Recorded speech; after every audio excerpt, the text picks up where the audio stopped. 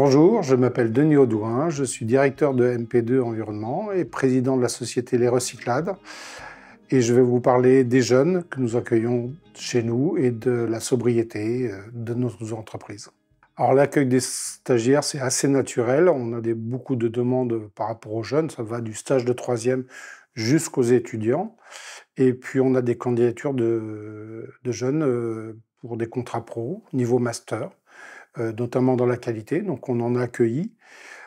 C'était pas une fonction qu'on avait en interne.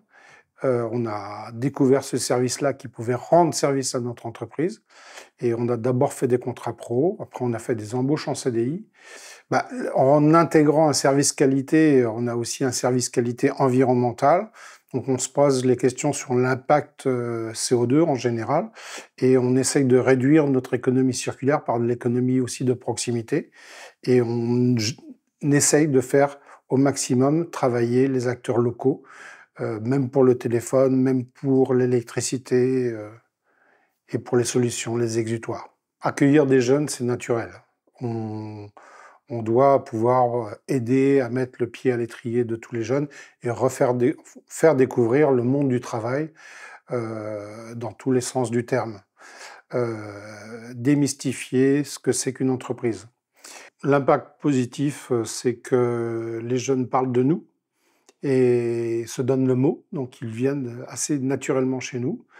Et sur la sobriété, puisqu'elle est de proximité, ça fait énormément de contacts avec les autres chefs d'entreprise en local et ça permet une coopération de territoire assez géniale. Non, ce que je dirais aux dirigeants qui hésitent dans le mouvement Les entreprises s'engagent, c'est de regarder la logique du moment des entreprises s'engagent, l'opportunité que c'est d'aller vers la sobriété, d'aller vers les jeunes, d'aller vers les autres en général. Que l'entreprise réfléchisse à la transition écologique, c'est même plus une question, c'est une obligation.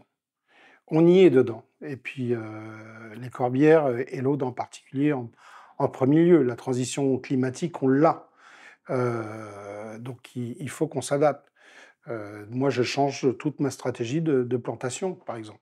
Tous les légumes, on va tout changer. C'est plus possible de faire avec ça. Donc de faire cette obligation, une stratégie d'entreprise pour avoir une opportunité entrepreneuriale, il est là tout le deal. Nous, on a vachement de boulot, parce qu'on a plein de choses à faire, parce que tout est presque à refaire. On ne va pas tout démonter, on va tout transformer.